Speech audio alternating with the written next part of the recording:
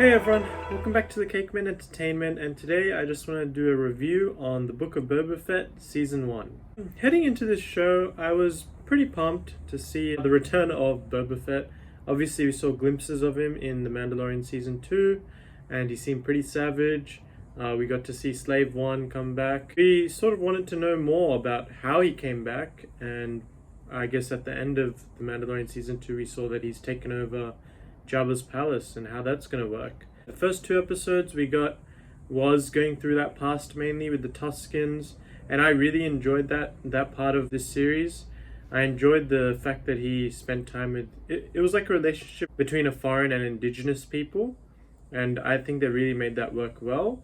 And the fact that he was eventually accepted as one of them, I probably wanted to see more of that. I was really enjoying him being part of the Tuskens, and they built that up really well, and then all of a sudden the Tuskens were gone. It was a bit abrupt, the Tuskens getting killed off, and the fact that we didn't even see the body of the female Tusken or the kid Tusken, or I didn't see them, I'm not sure if any of you did. And I thought they were going to bring that back later, as like maybe the Pikes took them as slaves, but no, we didn't get to see them again. We just assumed they died. Episode 3 and 4 were definitely a lot slower for me. Chrysanthemum was in them. That was a good addition, good return. They weren't the best episodes. They progressed the story a bit. I was found a bit bored about them. They were alright. There was nothing too wrong with them, but they were a bit slow. And obviously, the mods throughout this whole series, or whatever they're called, those kids on the bikes, they really annoyed me. Every time they were on screen, I don't know, it just felt cheap. The CGI was really off with their bikes, and their bikes also looked horrible. Chrysanthemum fight was okay, but look, I wanted to see probably Boba in his armor versus Chrysanthemum, and even that fight was a bit shoddy. Like, I'm not too sure why the mods even stood a chance against Chrysanthemum, and how he didn't like kill any of them. And then we went off to The Mandalorian Season 2.5 for episode 5 and 6. Now, don't get me wrong, both those episodes were 10 out of 10s for me. They were some of the best Star Wars I've ever seen. Episode 5, without any cameos or anything, was a masterpiece by itself. Bryce Dallas Howard, my hat is off to you. I really hope she gets some projects in the future, because she definitely knows what she's doing. The cinematography, the backgrounds, the planet they went on, that Halo planet, my god, it looked exceptionally good. I really want to see more of that Halo planet. Episode 6, Dave Filoni, come on.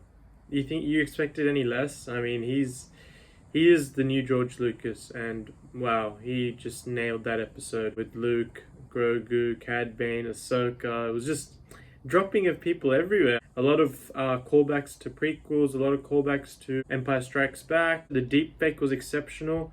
I think the way that technology is going, we could see some amazing things in the future of Star Wars. But look, everything I've said there was nothing on Boba, right? Episode 5, there wasn't a single bit of Boba. In episode 6, Boba was in it for like 5 seconds, but didn't say anything. And then episode 7 happened. Now, this is probably the most odd feeling I got from the episode. You can check out my reactions as well above, there's a link. Episode 7 was a good episode, but it wasn't a good finale episode, if that makes sense. Like, it was like a 6 out of 10 for me. Don't get me wrong, I loved Boba riding on the Rancor. I love the combat with Boba and Din. I think that was really well done. The Cad Bane death, I think there'll be a lot of question marks on that. Him dying isn't really a problem for me, because look, he's 71 years old. We've seen his story since the Clone Wars. It was good to see him back, but the way he died was a bit strange. Like, he died quite easily. For a guy who, in my books, he's much stronger than Boba, and he's much more skilled bounty hunter. I think he let his guard down a bit too easily. Why that is, I'm not too sure. It's a bit dissatisfying. The rest of the episode was okay, but it definitely felt a bit Disney-fied to an extent. Like, there was a lot of random jokes in there, and even the way it ended with Chrysanthemum having the fruit, and they made a little joke about that. It felt a bit out of place, especially for the tone in the last 2 episodes. And even the tone in the first 2 episodes was very different to what we got in this. And even the battle itself was mainly just the mods and the Freetown people running from the droids. They spent far too much time on that. That was like half the episode gone there.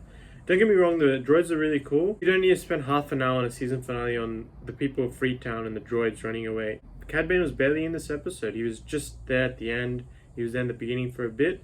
I was wondering where the hell he was for like the middle of the episode. He just calmed for the negotiation, then he left and didn't show up until his battle with Boba. And I also wondered where the hell Fennec Shand went. She wasn't there throughout any of the war or battle or whatever you call it, the little village battle that they did. And then we see her show up at the end and kill the Pikes, but I was like, she could have done that after, right? She should have probably helped them in the beginning. And then the post-credit scene felt like a slap in the face. The episode itself was okay, but I feel like if it had a good post-credit scene, it could have recovered a lot. But the post-credit scene was just Cobb Vanth in the Bacta tank with that stupid mod engineer, and I was like, okay. I wanted more. Like, it's a post-credit scene for a big show. There's a lot of big projects coming up. Give me something more. Mando entering the Mandalore atmosphere, and he sees like the ruins that are left. Can you imagine how cool that'd be? The Mandalorian season 3 coming out December 2023. But look, this finale didn't leave me with any questions. There was no drama or suspense about anyone getting killed. I think Cad Bane should have killed some people. The season as a whole, it was okay. It's definitely a big issue when the best episodes of a show are the episodes without the main character. Episode 5 and 6 are the best of the show, and they didn't have Boba Fett in them. For that reason, I don't think there'll be a Book of Boba Fett season 2, or I don't know if I really want a Book of Boba Fett season 2. I really enjoyed the Tusken stuff, and then it just fell away from there. It boosted up with the Mando stuff, and then fell away at the finale again. Yeah, it was quite lackluster. Robert Rodriguez, I don't know, I didn't enjoy most of his episodes, excluding the first couple. Rating the show is going to be very hard because I love the Mando stuff, but the Mando stuff shouldn't be part of the Boba show, right? It's called the Book of Boba Fett. I probably have to give this 2 ratings, okay? As a show itself, just as a Star Wars show in general, I'd give it probably a 7 out of 10. But as a Book of Boba Fett show, look, it wasn't that good, to be honest. The Book of Boba Fett show, I'd say it's like 4 out of 10, maybe 5 out of 10. Star Wars needs to sort of lift its game a bit after that disappointment, but I'm sure they will. Kenobi coming out May 25th. I'm very stoked for that. 6 episodes, 1 hour each. I'm sure it will be excellent. Let me know in the comments below what you thought of the Book of Boba Fett.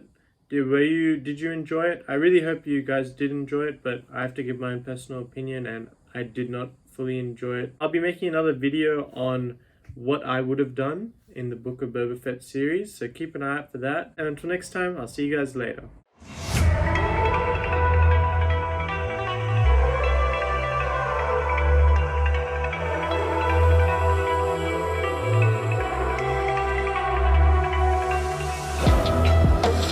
Calm before the storm, things aren't as they were.